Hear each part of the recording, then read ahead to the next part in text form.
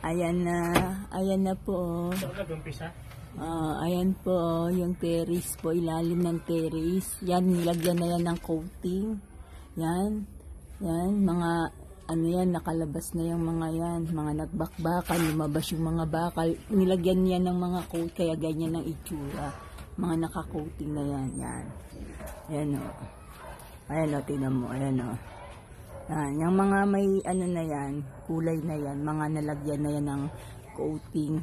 Pero yan, mga bakal yan na lumabas. Yan. Mga nagbakbakan.